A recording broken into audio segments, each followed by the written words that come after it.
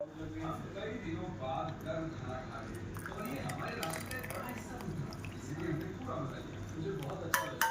वैसे सच कहूं तो पहले तो ये साइड ठीक कर रहा है। तर हाय माझ्या ताईंनो, सगळ्या जणी कशा आहात? तर आता माहिती आहे का ताईंनो, उन्हाळ्याच्या सुट्ट्या लागलेल्या आहेत मुलांना. आणि मुलांना माहिती आहे का, घरी राहून बोर होते आणि असं वेगवेगळं काही खावंसं वाटते मुलांना. मुलं डिमांड करतात की मम्मी हे कर ते कर खायला. तर नेहमी नेहमी काय करायचं बरं? तर तो आपल्याला प्रश्न पडतो, बाहेरचं तरी किती आणायचं. तर म्हणून मग मी ठरवलं की आता उन्हाळ्याच्या सुट्ट्या आहेत ना, तर काही काही मी रेसिपी पण टाकत जाईल. ब्लॉग तर टाकीनच, पण रेसिपी पण टाकत जाईल कधी कधी. तर मग आज मी रेसिपी टाकणार आहे. आणि ती म्हणजे व्हॅनिला केक. व्हॅनिला केक जो येते ना, सेम तसं आपण लहानपणी खायचं ना ताई, व्हॅनिला केक चहासोबत खायचो. तर तसा केक बनवणार आहे मी. तर पहा आता त्याला काय काय लागणार आहे. आपण लहानपणी जो केक खायचो ना ताई, पण तशी चव आता मार्केटमध्ये नाही आहे. कारण की तो वेगळाच केक लागायचा छान, आणि चहासोबत तर खूप छान लागायचा. पण तशी जुनी चव तर नाही, पण तशी चव आणायचा मी प्रयत्न करते शक्यतो. तर पाहू आपण तसं केक होते का. चला तर आता मी केक बनवायला सुरुवात करते.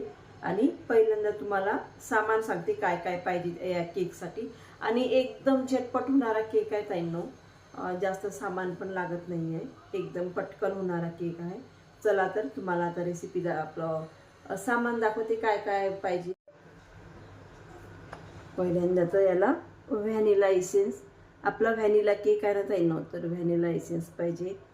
बेकिंग सोडा, 2 अंडे घेतले ताईंनो मी एवढ्या वाटीसाठी.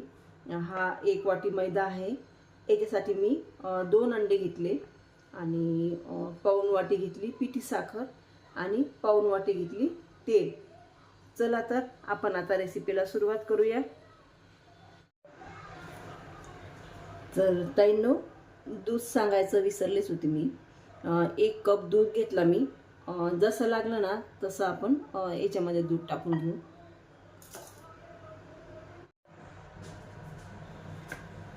तर ताईंनो, पहिल्यांदा हे अंडे फोडून घेऊ आपण.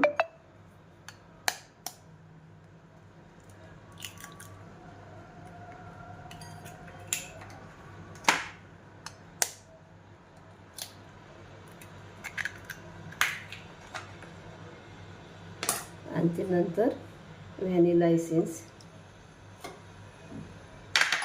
हे पूर्ण एकजीव करून घेऊ ताईंनो.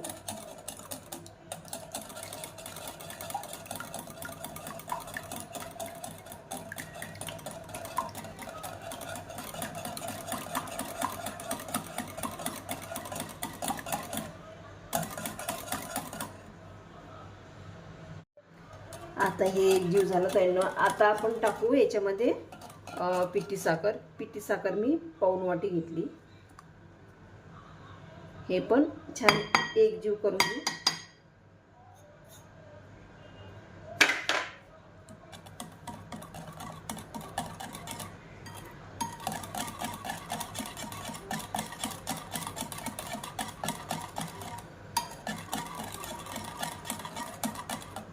आणि नंतर टाकू ताईंनो आपण हे पाऊण वाटी मी तेल घेतलं ना, हे तेल पण टाकून देऊ याच्यामध्ये.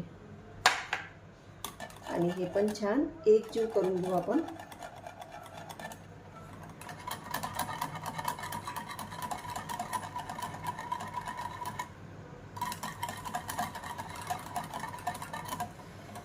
जेवढं फेटून घ्यायला ना ताईंनो तेवढा केक आपला छान होईल, आणि स्पंज पण चांगला येईल.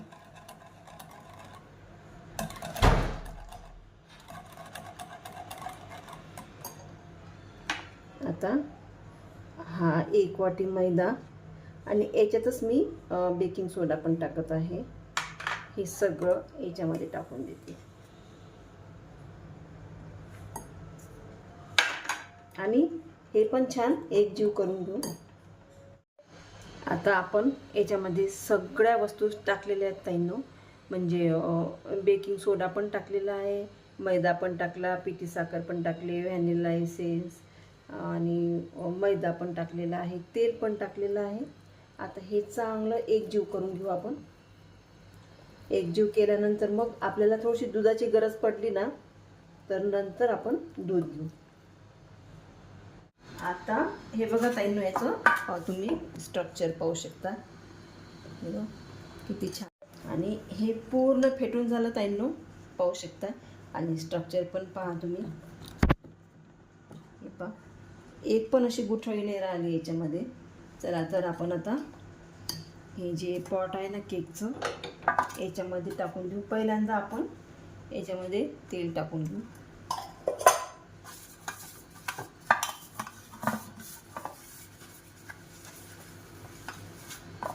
बस बंद कर. थोडंसं आपण याच्यात मैदा पण टाकून घेऊ आपण तेलावर.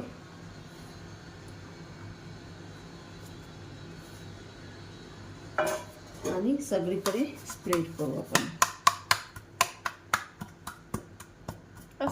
आणि हे असं जर केलं ना ताईंनो तर आपला केक आता चिकटणार पण नाही. आता हे आपण याच्यामध्ये सगळं टाकून देऊ. आणि माहीत आहे का ताईंनो, हे मी करणार आहे ओव्हनमध्ये, कारण की गॅसचा प्रॉब्लेम असल्यामुळे आपण ओव्हनमध्ये करू. आणि ओव्हनमध्ये जवळजवळ अर्ध्या घंट्यात आपला केक होऊन जाईल. आणि जर तुम्हाला गॅसवर पण करायचं असेल ना ताईंनो, तर एक मोठी कढई घ्यायची आणि त्याच्यात मीठ आणि एक छोटं स्टँड. त्या स्टँडवर माहीत आहे काय हे पॉट ठेवून द्यायचं आणि 30-35 मिनटात आपला केक तयार होते. गॅसवर पण छान होते ताईंनो. आपण करू आता OTG मध्ये. थोडंसं आपण याला टॅप करू असं. चला तर आपण ठेवू आता OTG मध्ये हा केक. तर ताईंनो आता आपण हे ठेवून देऊ. हे प्री हिटिंगवर ठेवलं होतं ताईंनो 10 मिनिट. तर आता आपण 30 मिनिटाचा टायमर लावून घेऊ. टायमर लावला ताईंनो 30 मिनिटाचा. आपण आता 30 मिनिटांना पाहू आपला केक कसा होता ते. तर पहिले प्री हिटिंगला लावला होता मी, कारण की लवकर केक होते मग. आणि आता लावला मी 30 मिनिटासाठी. तर पाहू आता, नंतर दाखवते मी तुम्हाला.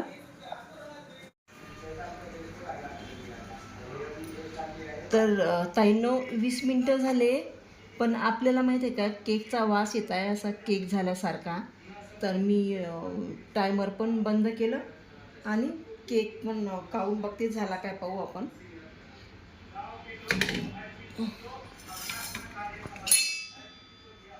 पाहू शकता तुम्ही. आणि आपण झाला की नाही हा चाकू टाकून पाहू याच्यामध्ये.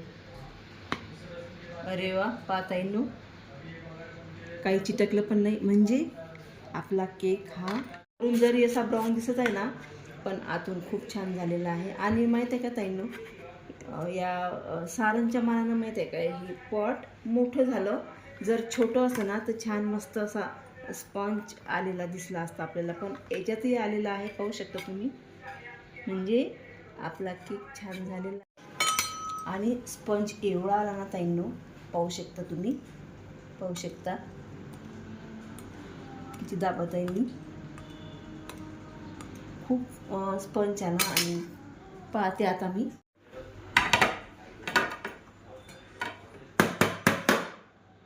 वाव.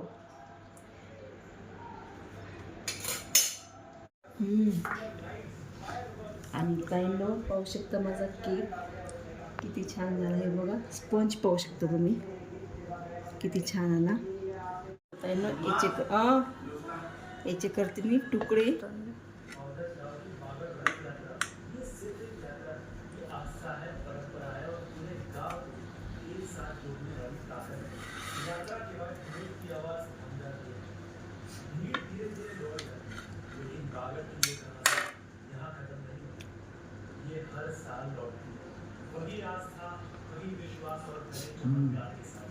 आणि ताईंनो पाहू शकता तुम्ही, स्पंज पाहू शकता. हे बघा, हे भांडं मोठं आहे ना ताईंनो, त्याच्यामुळे असं वाटते. पण स्पंज खूप छान आला, केक पण खूप छान झाला. ताईंनो आता मी छान केकसोबत चहा पण ठेवलेला आहे. मस्त आम्ही चहासोबत केक खाऊ आम्ही. तर पाहू शकता ताईंनो किती स्पंज आला. आणि मेन म्हणजे सगळ्यांना आवडला केक.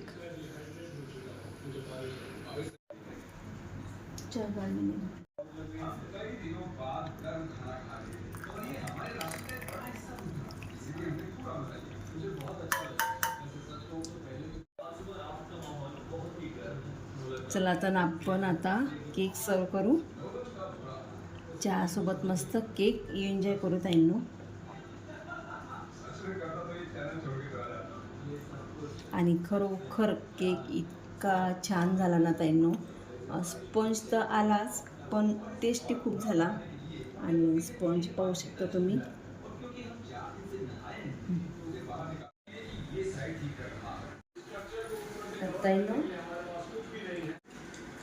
ताईंनो एकदम झटपट होणारा केक आहे हा. आणि सामान पण जास्त लागत नाही. तुम्ही पण करून पहा. आणि खरोखर खूप छान झाला माझा केक हा. आणि स्पंज पण एवढा आला ना, खूप छान आणि खूप टेस्टी झाला. आणि मेन म्हणजे मुलांना पण खूप आवडला ताईंनो. चला तर माझ्या आजच्या रेसिपीला मी इथंच एंड करते. आवडली असेल माझी रेसिपी तुम्हाला तर लाईक करा, शेअर करा, सबस्क्राईब करा ताईंनो. धन्यवाद.